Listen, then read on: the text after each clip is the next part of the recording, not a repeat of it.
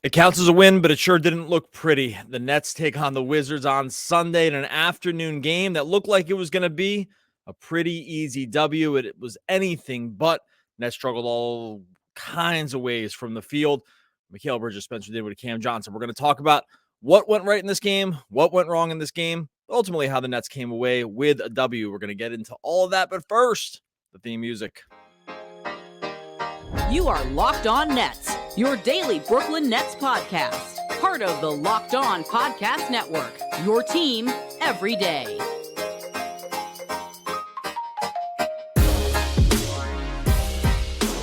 Brooklyn, yo. All right, welcome back to the Locked On Nets podcast on the Locked On Podcast Network. It's your team, the Brooklyn Nets, every single day. I am Doug Norrie, riding solo here for a podcast, post-game podcast after Wizards Nets in Barclays Sunday afternoon. Little in the middle of football Sunday basketball game. We'll always take it. We always like a little more sports than less as far as we're concerned. And this was a game that you thought was going to be a pretty easy W for the Nets all around, right? Like we went into this one, Nets nice favorites, going in at home. We know the Wizards are basically trying to tank the season. They were 2-5 coming in, seemed like an almost improbable 2-5. Nets are 4-4 coming into the game.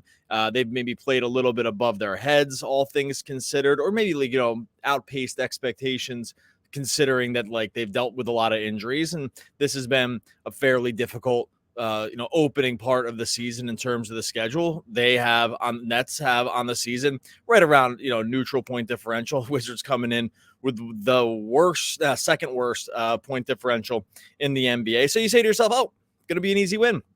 We're going to get in and out of here on a Sunday afternoon. And by all account, it started off that way, right? We get into this game and the Nets jump out to an early lead.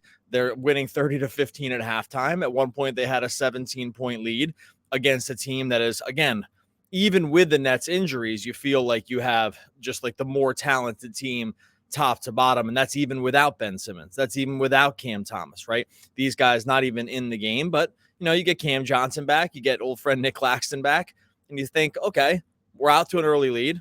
This is the Wizards we're talking about. And this is just going to be, we're going to kind of coast to victory. But it feels like the Nets ended up feeling possibly much of the same thing. They maybe looked at this score and said, we have this game in hand.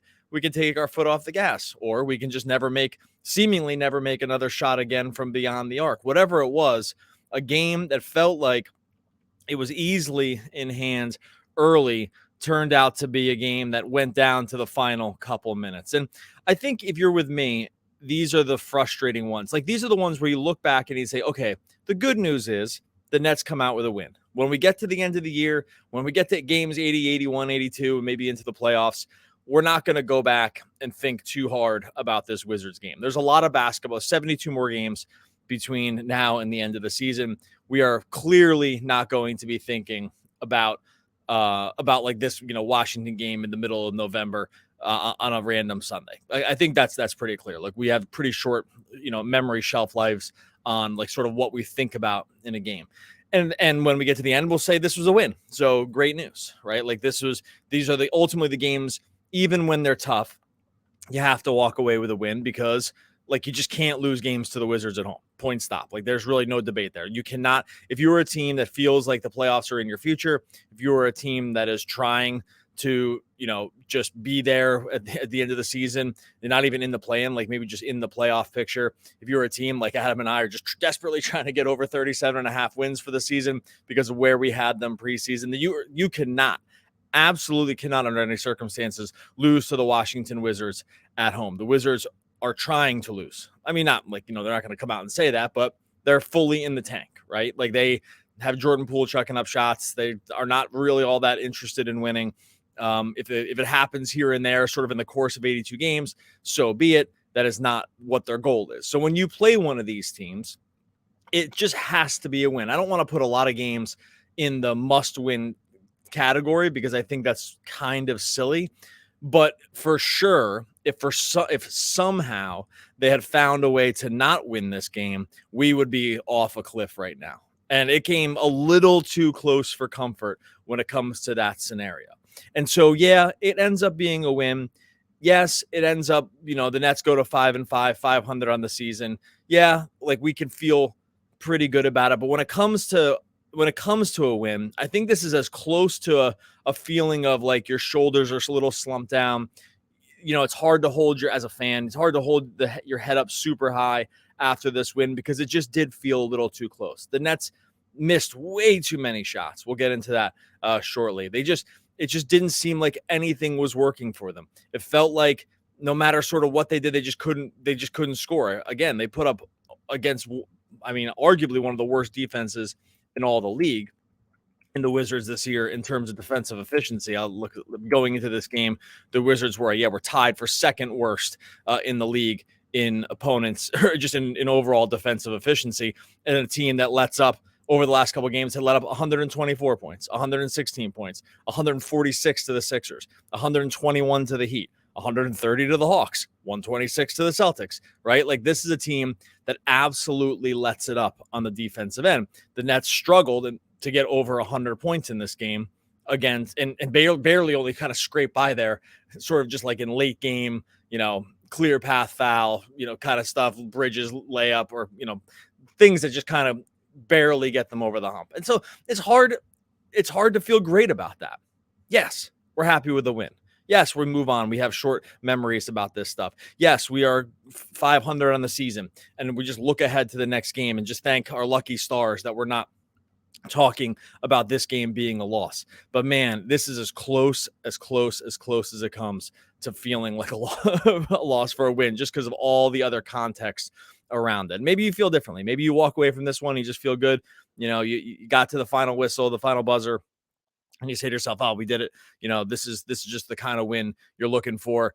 We don't really care how it happened as long as it happened. This is a Nets team that's dealt us a lot of heartbreak over the last couple of years. This is a Nets team that's dealing with a bunch of injuries, maybe narrowly avoided one during the game with Lonnie Walker, right? Like maybe that's your overall attitude. But I know when I was watching this one, even when I felt like the game was in hand, I sort of was just saying to myself, "Oh, thank goodness, because we would have been having some real look in the mirror moments for this Nets team if they had somehow up 17 points at one point, up 15 after the first quarter, up 17 after at one point in the third quarter. Like we would have been having some real sort of look in the mirror moments if this had been a game that they had lost, because of all the things it represented, the team that they were playing, the way that it was going down for the Nets on the court. It would have been really, really brutal. But ultimately, they take home the W. Got to talk about Mikal Bridges here. Got to talk about Cam Johnson. Got to talk about Spencer Dinwiddie. Got to talk about the shooting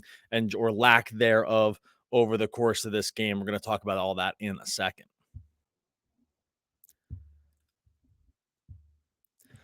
Before we get to that, I'm going to tell you about our friends over at Prize Picks. Prize Picks is daily fantasy made very, very easy. Prize Picks has just figured this out. They've brought the most fun way to just enjoy daily fantasy and taken away all the hard and frustrating parts you get from some other operators. All you're doing at Prize Picks is you're going more or less on the Prize Picks projections. They put those Prize Picks projections up there for you. You just choose more or less, and away you go. You're putting together three to five different combinations, and you can pick different stats, like for basketball, points, rebounds, assists, steals, blocks. For football, it's the ones: yards, touchdowns, passing yards, rushing yards, receiving yards, catches. You're just going against Prize Picks for this. You can win up to 25 times your money. You can put the picks in 60 seconds or less. You can combine sports. So maybe you like something in basketball. You also like something in the NFL. You just make a little combo play right there. Prize Picks allows you to do that. They have a reboot policy, so your entries stay in play even if one of your players gets injured. That's for football and basketball games. Believe me, these are absolute lifesavers. If your player leaves a game, that can sometimes be just the worst kind of anti-sweat. But Prize Picks figured this out. They're going to get that rebooted. It's the only daily fantasy sports platform with insurance policy on injuries.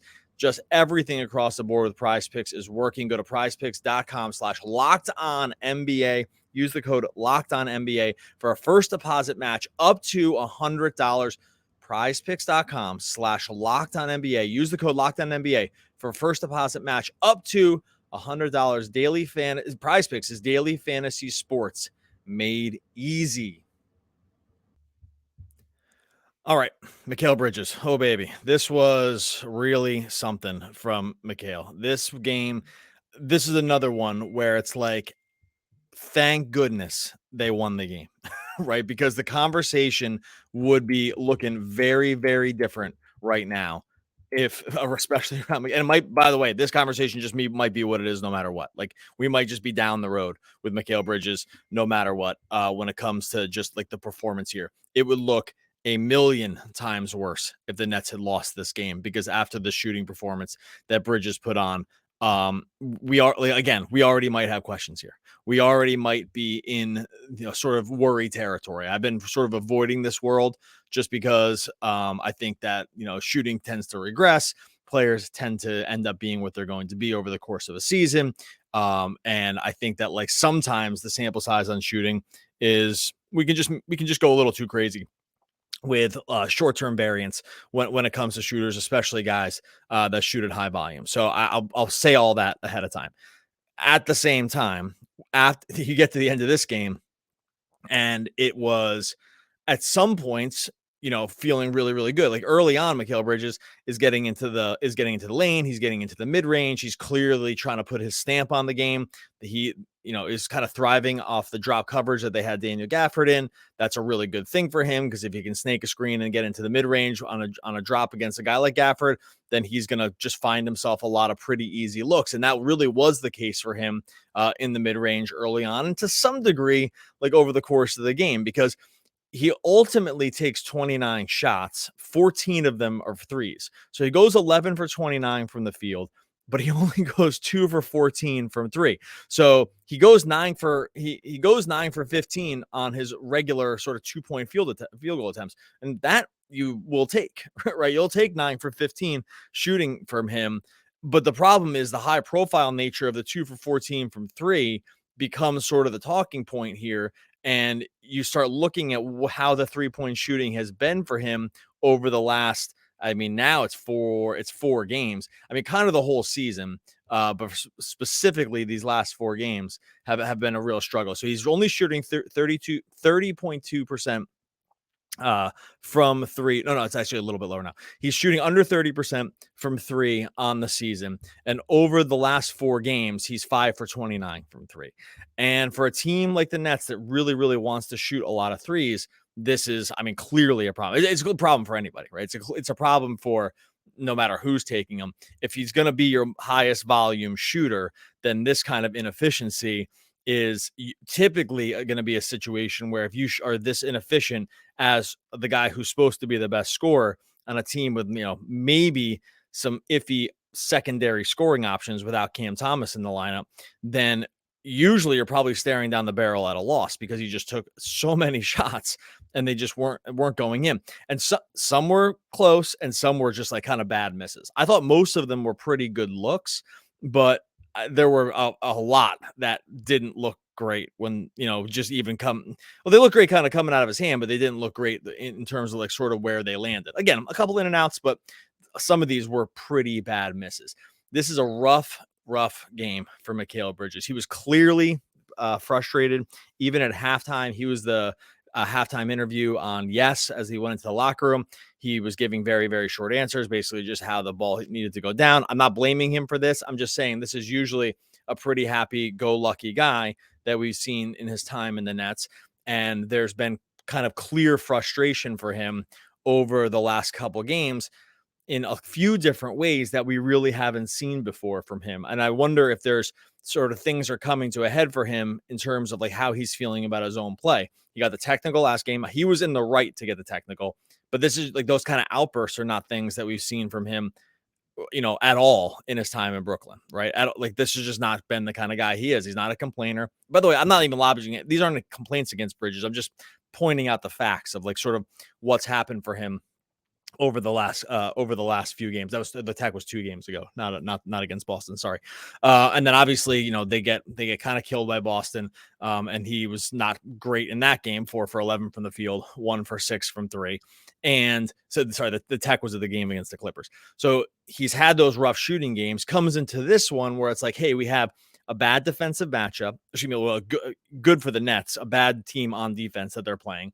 He it looks like he's going to get a lot of high volume shots. There's no Cam Thomas. They clearly need his scoring, right? Like he's going to be in advantageous matchups pretty much the whole game. So let's get the volume shooting to get up there. For kind of like nothing from beyond the arc to go down, I'm still not putting it in the terrifyingly concerned category yet. But what we haven't seen from Bridges so far this season is sort of like the leap that many were expecting. Now, look, growth is nonlinear when it comes to basketball.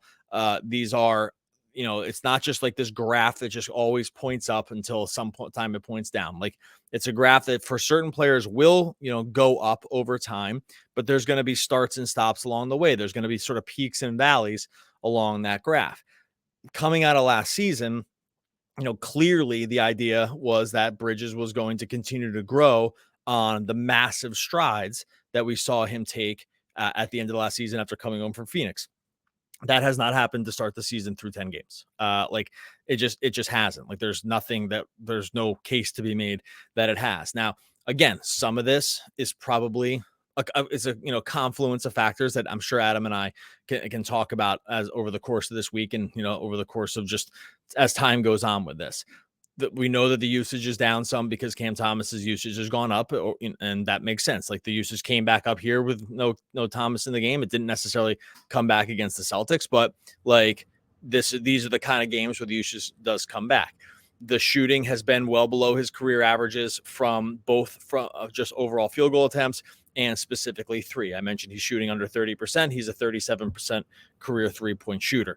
He's getting to the line many fewer times this season. He got to the line over 6.5 times when he was in his time with Brooklyn at the end of last year. He's getting to the line less than 4 attempts per game this year. So there are clear changes for him this season. And what we can really agree on is at least through the first 10 games that the projected sort of leap into that next tier of, maybe a rung below the superstars kind of area for Mikal Bridges.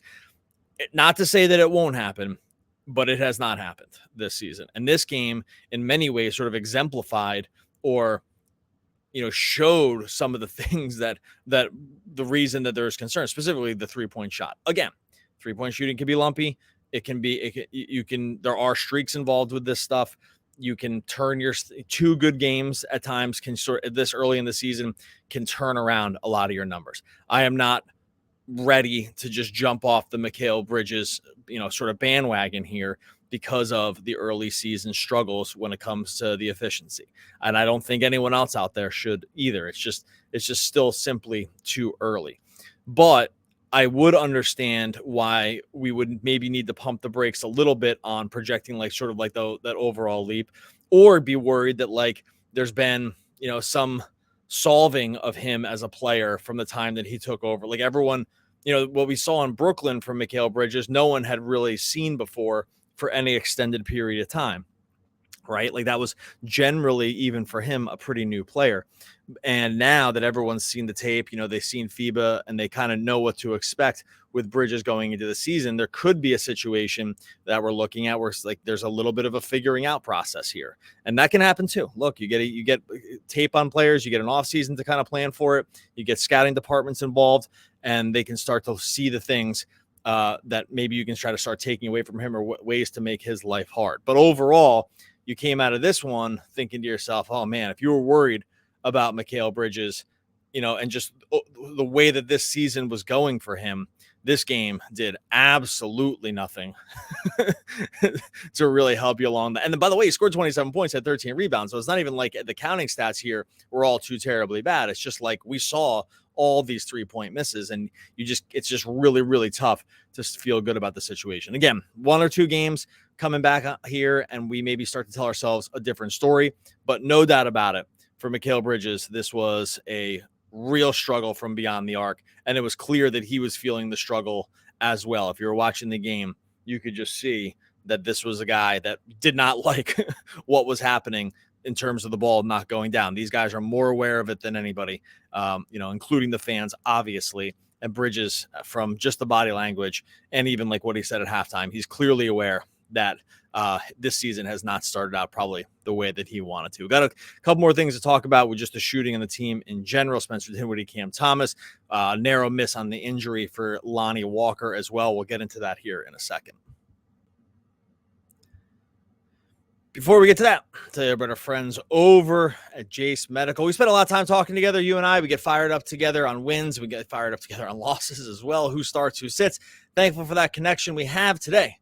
I'm going to have our chat get a little more personal. Whether you're on extended travel, bracing for a major weather event, or limited by yet another supply shortage, you're covered, my friend. Thanks to our partners at Jase Medical. Life-saving antibiotics and a long list of daily medications can be ordered in a 1-year supply. They even have ED generics for Cialis, Viagra, Revatio prescriptions, all of that. You can go online right now at Jase Medical to receive a 12-month supply on those daily medications. Remember, you got to use the promo code Locked On at checkout for that discount. Look, the medication stuff out there, folks, they have this figured out. Don't be unprepared. You'll be thankful for this service. If you or someone you love to get some peace of mind by having your supply of any daily medication, go to jasemedical.com to see if it's offered for you. Remember to use that promo code Locked On for $20 off of your purchase. Go to jasemedical.com. Use the promo code Locked On for $20 off your purchase. All right, let's close this thing out. Obviously, Mikal Bridges wasn't the only one who struggled here. The Nets had all kinds of shooting issues in the win over the Wizards with Cam Johnson, Spencer Dinwiddie, really the whole entire starting lineup. So Cam Johnson goes 2 for 11 from 3. Spencer Dinwiddie goes 0 for 5. Johnson went 5 for 16 from the field. Dinwiddie went 3 for 10. Really, if you combined the shooting numbers outside of like the 2-pointers that Mikal made, and thank goodness he made them, the shooting numbers for the starting lineup here were just such a real problem. I mean, the real story that we didn't even get into is basically the shooting was so bad for the Nets that they really won on the margins in 2 other areas. One, they completely crushed the Wizards on the board, 66-42, thanks to, a few friends in that category. Very nice to have Nick Claxton back, 13 boards. Day'Ron Sharpe comes off the bench, 19 minutes, grabs 12 boards. But, and I hate to just harp on the negative here, and hopefully these are like 1-game blips, but we have just seen these sort of be struggles with the shooting up until now from some of these key guys. Now, look, the Nets on the season went into this game second overall in 3-point shooting, so I'm not like so worried about it, but over the long term. But we have to talk about it, right? Like Cam Johnson, he obviously was out for injury for a while. He comes back. He goes 4 for 13 in the first game, 5 for 16 in the second game. He's 5 for 17 from 3 over the first game. Let's just say this is going to turn it around just because, the season's relatively new for him, and we can't really, probably shine a light on him in the same way that we talk about some of these other guys, simply because he just hasn't been on the court at the same rate. With Dinwiddie, I think, the concerns with Dinwiddie are that to a lot of a degree, things have really opened up for him in a way that you think the production would be sort of starting to come back to some of last year's numbers. Remember, when he got over to the Nets last season in the second half of the year after the trade from Dallas, we saw the assist skyrocket, right? Up to 9.1 assists. The 3-point shooting was down, but, the ball distribution was okay. The scoring was up 16.5 points a game. Oh, and so you're like, okay, well, Ben Simmons comes into the fold, Cam Thomas comes into the fold. We're going to see some of those numbers obviously decline a little bit because his role on the team is going to change some. But the problem here is that those 2 guys that I just mentioned are not in the mix right now. So you're saying to yourself, okay, well, the minutes and the production are just going to kind of climb back up to where they were, because this is essentially the team that he was playing with last year at the end of the year, except that that's just not happening. 20 minutes against Boston, 4 assists. 26 minutes against the Clippers, where I was wondering if they were limiting his minutes just because it was a close game and he didn't come back in until really late in the fourth quarter. He only plays 26, only played 24 again in Milwaukee in a close game. And then this game gets in there and ends up playing 31. And it does beg the question about, whether they're limiting his minutes, whether he's maybe still a little bit injured, or whether or not the coaching staff is just maybe losing a little trust in sort of what Dinwiddie is providing, because these minutes are just not at all what you would expect to have him have played, knowing that Ben Simmons is out of the lineup, knowing that Cam Thomas is out of the lineup. And it just doesn't totally track for me about why this is happening. So I'm not really sure like what the full story is. I thought leading into this game that there might be a minutes limiting, that it just wasn't, it's just sort of reported just because, so then you don't always have to report that stuff. It's not, you're not like Gary, you don't have to go out and do it. And he did play a few more in this one. So I guess that's good news. But it wasn't like the production ticked up either. At the end of the first half, an insane stat, besides just the shooting struggles that these guys are having, at the end of the first half, the Nets starters had one assist in this game going into halftime out of the starters. That's like an insane number. They finished with 7 assists. No, sorry. They finished with 9 assists overall. No, sorry, 8. Jeez, I can't even count. They finished with the starting lineup finished with 8 assists. The bench came in and they, grabbed a couple as well. The team finished with 22. But like you would just think these are just numbers that don't track. Now, some of that's correlated, right? Like they're not going to get the assists when the shots don't go in. If 2 of these guys in the lineup are Cam Johnson and Mikal Bridges are going to shoot 2 for 25, one has to assume that's like, 5 or 6 assists right there. So maybe you just tell yourself that story, and maybe that is the whole story, and maybe that's just not even us sort of wish casting numbers onto Dinwiddie, but that's just the reality that, his 3 assists should in reality look much more like 6, 7, 8 if some of these other pretty easy threes that they had for a lot of the game just end up going down. And frankly, maybe that just is it as I talk it out. But when you combine these two things together, you just do end up getting kind of rough numbers across the board for all these guys. And it's not like we've seen these crazy great assist numbers from Dinwiddie before this. I mean, 7 against the Clippers. Oh, no, sorry, that was Mikal Bridges. Like, so, like I said, the minutes were down overall. The assist numbers for him just haven't really been there.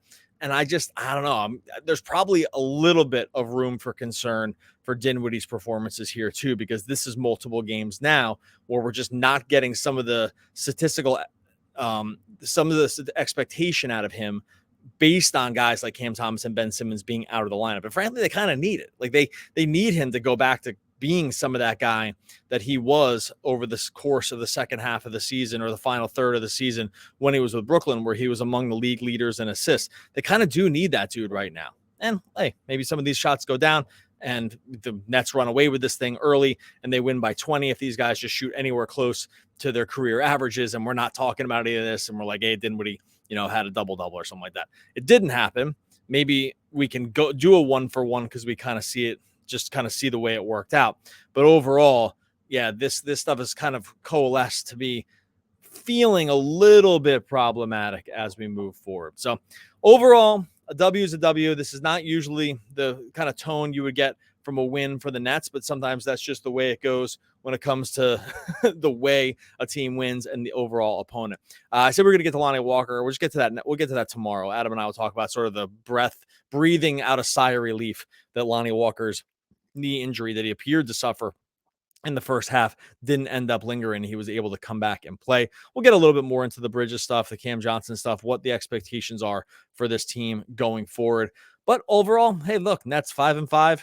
That's where we wanted to be after 10 games. I think if you put it out there after 10 games, 5-5, I kind of had it like 3-7, 4-6, right? There's a few other people on the bullish side had it like 6-4. I think 5-5, most fans are going to feel pretty good about that one. All right, going to get out of here. Make sure you subscribe to the podcast wherever you listen to the podcast. Make sure you subscribe over on YouTube as well. Adam is the one that's always coming in with the quotes from the great American poets. I'll just say Adam Armbrecht. We'll be back tomorrow. It's one of the great American poets. We'll be back again tomorrow talking more Brooklyn Nets basketball.